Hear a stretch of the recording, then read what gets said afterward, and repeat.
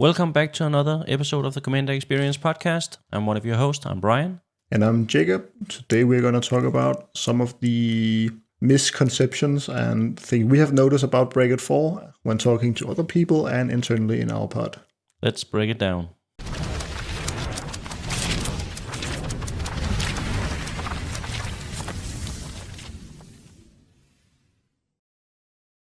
So, Jacob, I think when talking about Bracket 4 or any other brackets for that matter, that there are still some misconceptions, or maybe not misconceptions, but misunderstandings regarding what kind of power level you're bringing to the table, or whatever you want to call it. Especially we see a lot when we play in LGS and we say we play Bracket 4 that some players seem to lack the understanding of what Bracket 4 actually is and how close it actually is to cEDH. If you look at the bracket descriptions, it actually contains the same exact description as Bracket 5. Yeah. So maybe we should start there if we're talking about the brackets. Just real quick distinguish what makes Bracket 4 and what makes cEDH, so we can get that out of the way. What do you think are the biggest differences between those two brackets? Yeah, that's interesting because I think internally in our pod there is even a pretty decently big discrepancy of what people think is what.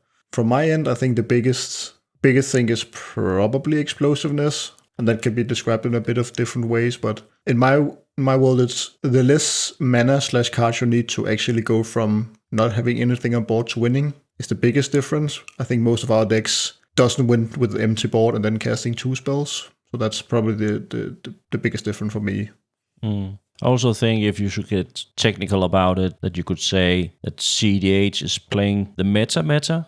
Yeah. They're playing the best cards and the most effective cards, the most powerful cards in order to win. They play the Thethys Oracle, Demonic Consultation, they play the Ad Nauseams and all the most popular partner commanders, stuff like that. Yeah. And in Bracket 4, I'm not sure if it's a choice or if it's what it is that makes Bracket 4 players Bracket 4 and not cEDH players, but it still comes with some leniency to play Battle Cruiser style Magic sometimes. You're allowed a bit more time at the table to do bigger spells and casting some spells that you don't even see in Bracket 5, and maybe that's the attraction to Bracket 4, that you still have this sort of old casual feeling, but in a bracket where it's okay for you to try and win the game, because I do think that's one of the big things in Bracket 2 and Bracket 3 when I sit down and playing in those brackets. Not that I have done so for a long time, but I remember the feeling about feeling kind of awkward if I'm trying to win the game, because it's almost like that's not the objective of Bracket 2 and 3 sometimes. Yeah, that was what put me off the most as well, because even in Bracket 3 where people is kind of trying to win, I still had that feeling sometimes where I probably shouldn't win now, it's too early or too powerful or something, and then I don't do the thing. And I think that's so awkward in a game, because for me at least, even if I play casual games, even like board games with the family and stuff, not that I go hardcore for wins, but I feel like the spirit of the game is lost if you're not trying to win. Then why are we even playing? Then we could just, I don't know, do something else. Yeah, there's plenty of other things you can do to have fun with your family or friends than playing a game. Yeah, exactly. But I totally agree with you. And I mean, birds of a feather and all that. I think that we're playing in the same bracket because we have the same mentality, so to say. And we like to play casual commander, but in a bracket where it's not frowned upon or anything else looked down upon if you play the powerful cards or actually are trying to win the game. Yeah. When I describe what we play, so like, if I should describe it someone, it would probably be, imagine you ban the 10 most powerful cards from cEDH, and that's probably our format. And that's also why I think you need to be more specific, especially when you go to an LGS, which we have been sometimes here recently. So when we go there now, I literally just say to them, we play Bracket 4.9, and I know that kind of ruins the whole idea of the bracket format, but I think it's necessary because we have met multiple people where we say Bracket 4 and then they technically have a Bracket 4 deck because they had a Bracket 3 deck with 3 cards in them they just for some reason had, or they opened in a pack and now it's Bracket 4, and then we sit down and and we go infinite on turn 5, and people are like, well, what? Like, yeah, there is no boss hole. That's what Bracket 4 is. So yeah. Yeah, and maybe that's why we say it, playing Bracket 4.9. It's more due to the misunderstandings on when we talk about Bracket 3 and Bracket 4 and Bracket 5, how big the gaps actually are, and they might be bigger than people or players understands them to be, because I've seen a lot of players, both in LGSs and when we talk deck tech and stuff like that, where when I see their decks, it's like, but this is nowhere near Bracket 4. This doesn't even on paper look like a Bracket 4. I can't even see it winning any games at our table. So how can this be a Bracket 4 deck? So for them to even think it's a Bracket 4 deck to begin with, that is some sort of misunderstanding or some misconception about what Bracket 3 and Bracket 4 is. Yeah, I definitely think that the whole game changer lists have kind of misled someone into thinking that as long as you have 3 game changers in your deck, you're just Bracket 4. And technically you are, but then a Bracket 4 deck could be 3 game changers and the rest of the deck is just lands, and that wouldn't be very fun for anyone. So I think sometimes it's kind of lost in that. And if you look at some of the most popular game changers, like let's say Rhystic Study or Demonic Tutor, I mean, if you're playing Rhystic Study, but the rest of your deck is pure garbage, it doesn't matter how many cards you're drawing if the cards don't do anything. The same with Demonic Tutor. If you don't have an actual powerful card you can find with it to try and win the game or create some huge value, I mean, Demonic Tutor is a crap card. Yeah, exactly. So there's definitely some misunderstanding and misconception when talking about these brackets and the game changes, because I do think the biggest difference is the cards I see people putting into their decks, the mana curve, and how fast the deck is playing. Because I do think even from bracket 4 to 5, I think we play very powerful Magic. But even in bracket 4, or 4.9 as we call it, there's still a huge difference between what we are playing and cEDH. Yeah, definitely. And I do think that the gap may be even bigger from bracket 3 to bracket 4. Yeah, we talked about earlier that we think that maybe bracket 4 is like the widest bracket, so to say. There is such a huge gap from just putting in the 3 cards that technically make your bracket 4 to actually making what we play bracket 4. So it's kind of interesting that in some ways, I don't know, I don't say they should make more bracket because I don't think it will help, but it's kind of weird that you kind of have to explain that we play the bracket 4 where you actually build the deck to win the game, and our mentality when playing the deck is also we are trying to win the game as fast as possible, just with some restraints so we are not playing cEDH. So I also think sort of the responsibility is on Wizards, to be honest, because when the brackets got introduced, you have people like Gavin come out and say that we know that this system is not perfect, and if you wanted to build a bracket 2 deck where you just pot stomp everybody, you can do that, but that's not in the spirit of the brackets. But you only use that comparison with bracket 2 and pot stomping. You're not using the opposite example where building a bracket 3 deck and put in 5 game changers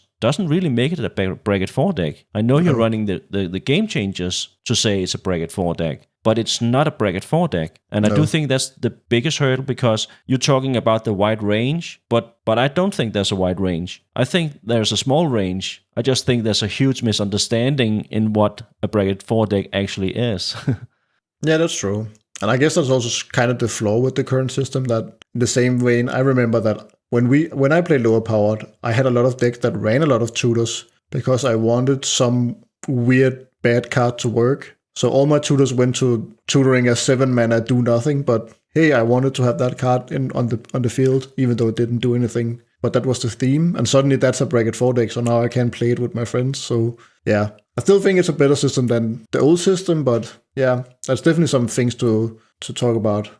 In the end, no matter brackets or anything else, it's still about trying to meet each other and play around the same power level, whatever you want to call it. And we do have the advantage of playing in a private pod where we can sort of adjust our decks and such in order to meet those criterias. But even we get it wrong, meaning that we do have games where we just reach in our bag for the next game to try and find a deck, and we don't really compare or have a rule zero conversation because we play so often, so we know all of our decks are sort of in the same place. Yeah. But you playing your most powerful deck against one of mine least powerful decks is still a pretty big gap, I think, even within bracket 4. And that's not saying that my deck is not a bracket 4, but there's still a huge difference, and that's why I think the difference is even bigger when you now compare it to decks that just on paper is a bracket 4 deck, but only because it has the game changers.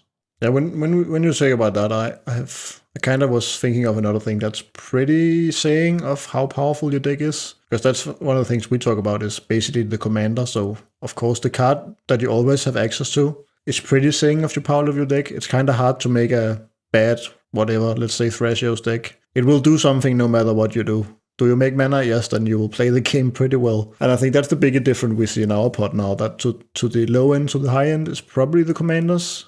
But even our pod doesn't play specific cards. We've chosen not to play them. We haven't even house banned them or anything, but we just don't see them. Cards like Ad Nauseam, we don't see those kind of cards in our pod because we know if you put those cards in our decks, we're gonna build our deck around them and try to cast them to win the game. I do think it's us containing ourselves in bracket 4 and not cross over accidentally into cEDH territory. And there's also some of the commanders we're not seeing in our pod. Commanders like Rock Rag, where you activate explosive turns by casting Calling of the Weak, making 4 black mana. In cEDH you usually do that to either cast Ad Nauseam or Necropotence. And even though I wouldn't call that cEDH in by itself, I still think we are crossing into cEDH territory, and it is a combination of cards we are not seeing at our table. Yeah, I think if we do, like, some of the limits that's being pushed on our pod is like, okay, I do play this cEDH commander or I do play this cEDH combo, then either the way to the combo is made harder on purpose, or the payoff. Let's say you played they call it the weak thing. Then instead of just casting Ad Nauseam and winning the game, maybe you are calling the weak something and casting Dark Ritual and playing some giant creature, then hope that will be enough to win the game. So I think that's where different lies. Like the output of the broken thing, it might be worse on purpose. Yeah. Or the other way around. Yeah, we dial it down to an 8. Yeah. If we are playing cEDH commanders. Yeah. But I think you're right, because also we're running statistics in our pods, so we have a very clear list about what commanders win and by how much. And I also think it's fair to say that when we look at those numbers, that a lot of the commanders with high win rate are cEDH commanders, even though it's not cEDH decks. I just think that proves the point when you said earlier that playing these cEDH commanders, that the card you have the most access to, that by itself is maybe enough to call it bracket 4, because it's very hard to dial down the power of your commander. Yeah, and I especially think like the corporate is especially the new cards, because I think some of the old cEDH commanders that are still played in cEDH, yes, they are very powerful, but they often require a lot of build around, where the new commanders that are very powerful just tend to like be the whole package in themselves, so they don't need anything else. So it's almost hard to make it bad. You really actively have to like do it, where some of the older cards you can kind of whatever, don't build around it.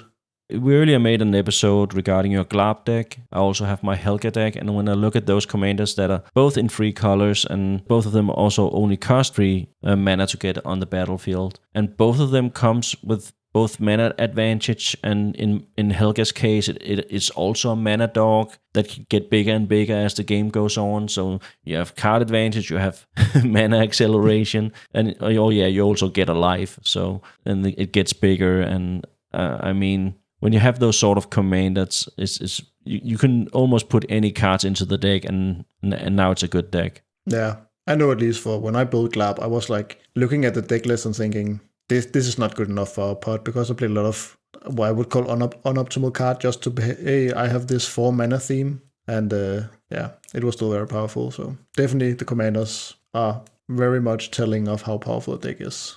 I also think, talking about commanders and misconceptions regarding Bracket 4, I do think that I see sometimes when we play in the LGS that people say, I can do a Bracket 4 game, and then they put down this 6 CMC commander, something like that. And not only that, I can see from the cards that they are playing that they have a very high mana curve. Yeah. And my thought is always, when are you going to cast all these cards? Because we're winning turn 6, 7, maybe sometimes as early as 4 or 5. There seems to be, again, a misconception or misunderstanding on how fast the games actually are in Bracket 4. We are still not cEDH level. We are not trying to win turn 2 and 3. But we have games that closes at 4 or 5. They are rare, but they do happen. And for the most part, I would say our games average out at a 7 or something like that. So I do think that mana curve is one of the biggest misconceptions when people think they're playing Bracket 4, because you don't have the speed to play Bracket 4.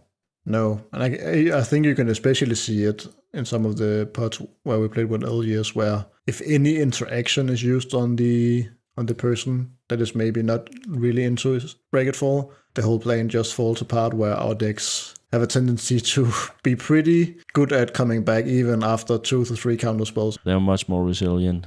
Yeah. Yeah, and I do think you saying that, my mind jumps to one of the other parts where there's some sort of misconception, and that is interaction. I'm not one of the players that actually think you have to run a whole lot of interaction. I do think that moving into cEDH territory, interaction becomes a lot more relevant, because the games are finishing so fast, so you need to be able to stop your opponents. But in Bracket 3, you're not pushed or forced into stopping your opponents as much as you are in cEDH. But just moving from 3 to 4 again, there seems to be a misunderstanding about how much interaction you should be running, because depending on the deck, of course, some decks are win first. So this is, of course, not concerning all decks and commanders, but I do think that you need some sort of plan to, how do I stop my opponents if they're trying to win fast? Because I mean, just by statistics alone, or you're winning 25% of your games and you're losing 75% of your games every time you sit down. So you should be focused on how you're stopping your opponents during the game, because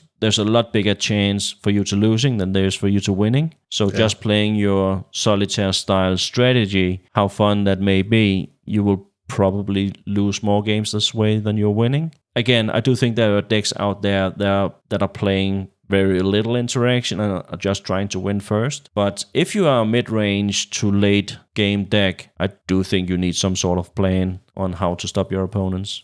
That could actually be the biggest difference between Bracket 3 and 4. Like, if you're really into Bracket 4, for your deck to be that powerful, you need to think, okay, my deck is slow, so I need to do this to get to the end game. Where maybe in Bracket 3, you just... my deck is a late game deck, and you don't do anything to get to the late game. You're just like, okay, my game is a late game deck, and that's it. And if you get there, you win, maybe. Where in Bracket 4, you have like the whole plan from turn 1. Even if your deck is like, okay, I'm just going to win late, something like my Sir deck, there is like, okay, then I need to have a lot of stacks or interaction or some way to actually get to that part of the game.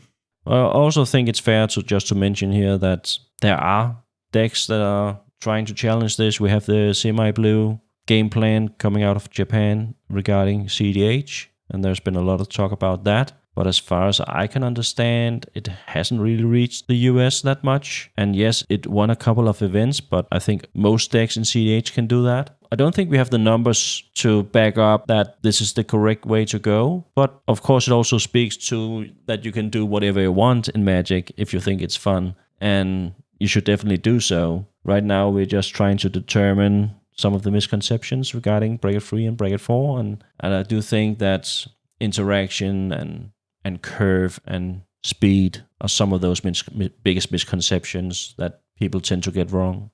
Anyway, that was just a little talk from me and Jacob regarding some of the misconceptions and misunderstandings of the bracket system and the gaps between those brackets.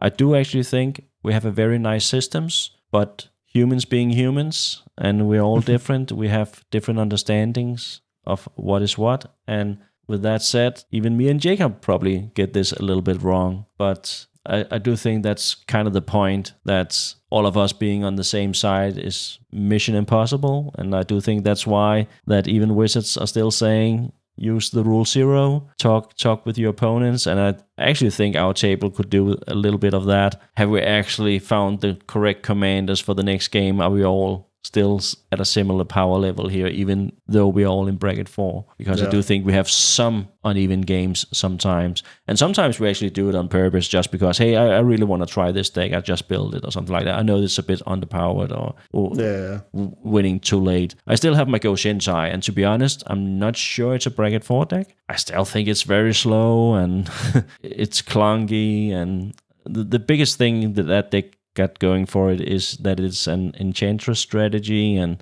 enchantments are usually not removed, and who's ever gonna remove some stupid shrine that does close to nothing? So that's the upside. But yeah, what you talk about there is just, that's the beauty still of Commander, where a 4-player game makes you able to play something that isn't really in line with all the other decks, and still actually have a chance to win and still be pretty fun. So even high power as we play it. So yeah, I think what we're trying to, or what we're hoping people could avoid, is having a bad experience where they think they're playing a bracket 4 deck and they can't understand why they're not winning, and they actually want to play bracket 4, but they're coming from bracket 3, and without learning some of these gaps and misconceptions and take a hard look at what a bracket 4 deck is, those bad experiences might end up you quitting the game, or maybe moving down to bracket 3 again, something like that. Yeah. So I would just say that bracket 4 is an entirely different animal from bracket 3, and the same is true from bracket 4 to bracket 5. So take a hard look and make the necessary adjustments. Mana curve, you really gotta cut it down around 2. I would say is the mana curve in bracket 4, no higher than that. And if it's higher, there needs to be a reason for it, like in my Joda deck, where all of them or half the deck is big spells. Anyway, that was all we had regarding the brackets and the gaps and the misconceptions. As always, if you have any insight into the subjects, we would like to hear about them in the comments. And as always, you're more than welcome to join our Discord community. Come ask questions, share your Magic stories, and maybe even ask some questions or share some deck ideas. But until next time, thank you for tuning in. Until next time, thanks for watching.